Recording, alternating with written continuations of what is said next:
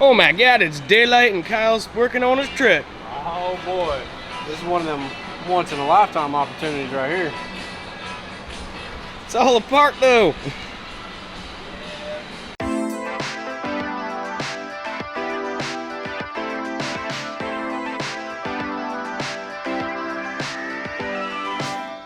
Got some new goodies, dude. Oh yeah. What's up everybody? Welcome back to the channel, and this is part number 4 of the C10 build.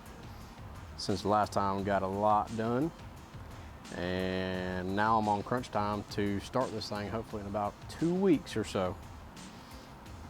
So last time just got the intercooler on the manifold, or the intercooler on the high-rise intake.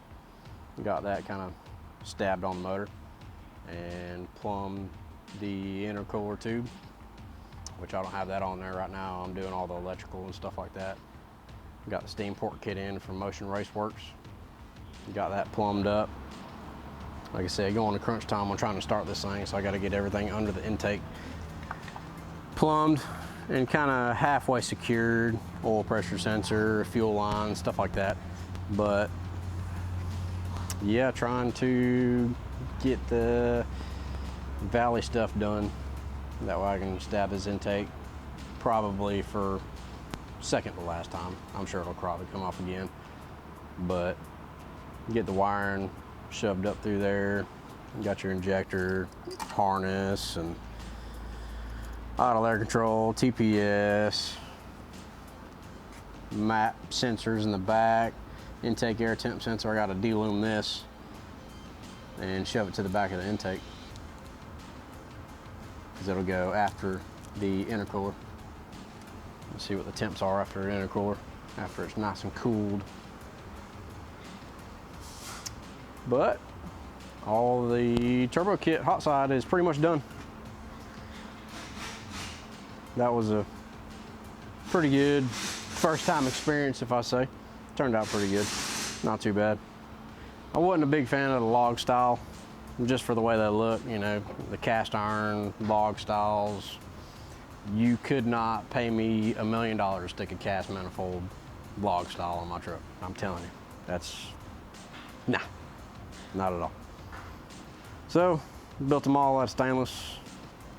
Got 2-inch primaries going to a 2.5, then a merge to a 3-inch before the turbo. Got a 4-inch down pipe to a teardrop out the fender. So like I said, the turbo kit is done minus the wastegate. I've got to run the wastegate, and where I'm going to do that is where the merge comes up over here. I've got to miter a fitting and cut into this 3-inch tight radius bend right here, and probably come wrap it around up, put the wastegate somewhere around here. And I'll probably end up following the downpipe with the tube and have a 2.5 to 3-inch teardrop for the wastegate right there. The 4-inch teardrop, it looks kind of small for the truck, so add another one there for the wastegate, dump it to atmosphere instead of back into the downpipe. So we got a few things left to do in the engine bay. Got the coolant lines plumbed. I'll probably end up changing these lines to PTFE lines. I've got fuel lines that are PTFE 8 and 10, and I'll probably end up changing those too. This is just what we had at the shop, and I tried to see what those bends look like around the header. And PTFE is better, you know, it holds higher pressure, and you know, the bend radius of it's a lot better than your regular nylon. It also is a lot smaller than your braided nylon, so it can go into tighter places. It's not as bulky as the nylon stuff. Let's just compare dash 10. So this would be dash 10 right here, PTFE, and it's a plastic type Teflon lining inside of it, wrapped around inside of a steel braid, and then black braid on the outside. So you got a pretty good bend radius, you know, with a 10AN line. So let's take a look at that versus this is a 10AN line braided. So you got your regular rubber braid. This was an oil line on his car, so it's probably pretty lubed. But you can see the difference in diameters. It's pretty huge. So let's see the, yeah, like I said, the bend radius of that's pretty good because it's an oil line. It's nice and lubed, but you know, you can see that the 10AN, you know, starts kinking right about here, and PTFE, you know, starts kinking close to the same, but the diameter's a little different, but works out pretty good. Also ended up getting a lot of fuel fittings in, fuel plumbing items.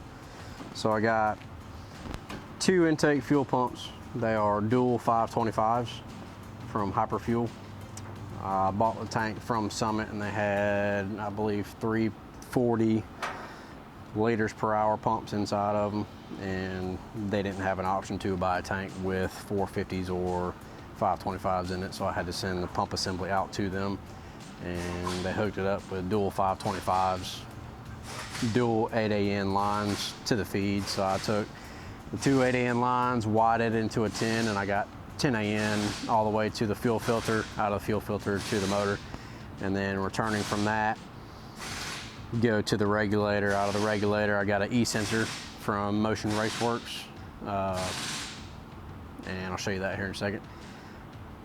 Haven't plumbed the vents yet, but I will be doing that after I get the truck running, stuff like that.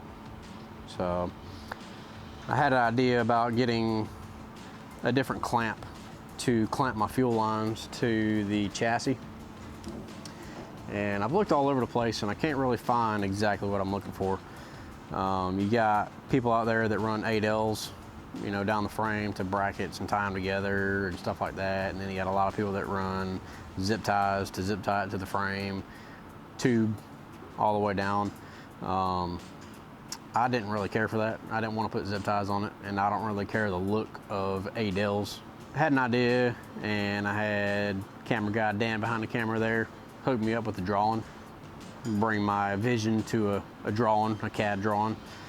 So he drew it up for me in the CAD program, and we're gonna send it out to a guy to CNC it and see how it turns out.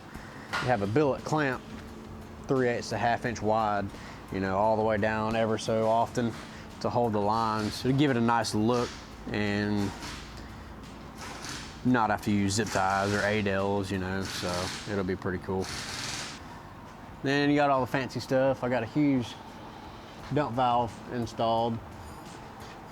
So just a little word for the wise of somebody installing a huge dump valve on this here trans on a stock case. It was kind of one of those, didn't really, they could have designed it better for this stock case.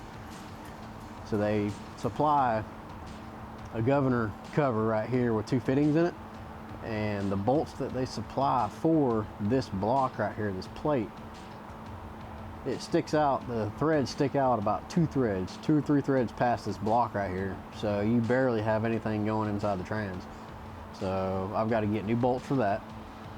And then the mount that they make for the back of the case, it mounts on the output cover, and where the governor plate bolts on to where the solenoid bolts on, this line right here is kind of hard up on this fitting.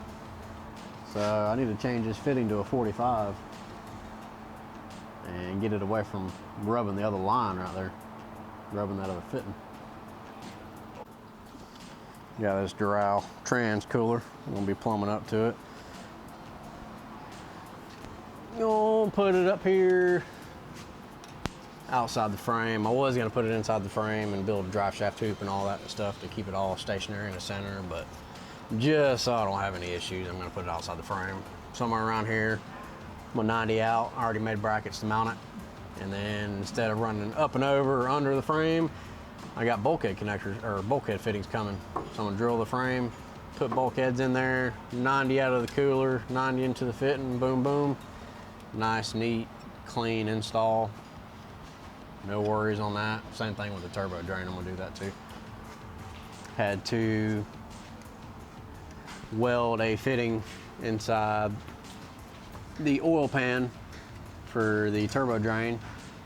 So that will probably end up coming 90 and straight out, going up to the frame, bulkhead fitting, and dropping straight down from the turbo drain, gradually down here, bulkhead fitting right there. So it's a nice sweep down. Should all work out pretty good. Like I said, those fittings will be here tomorrow. So hopefully get all that stuff on and be able to start this thing here in the next couple weeks. Still have to make a base tune for the Terminator.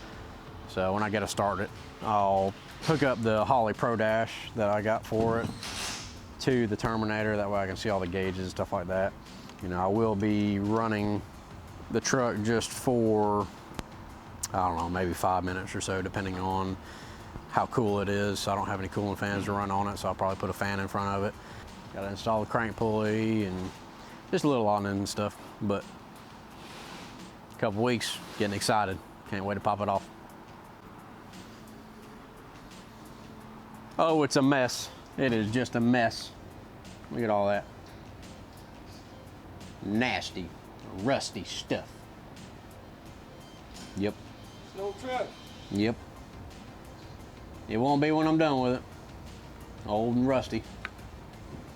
Except for the outside. Outside will be.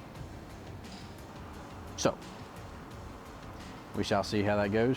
And stay tuned for the next video of the interior and see what I come up with. Over and out.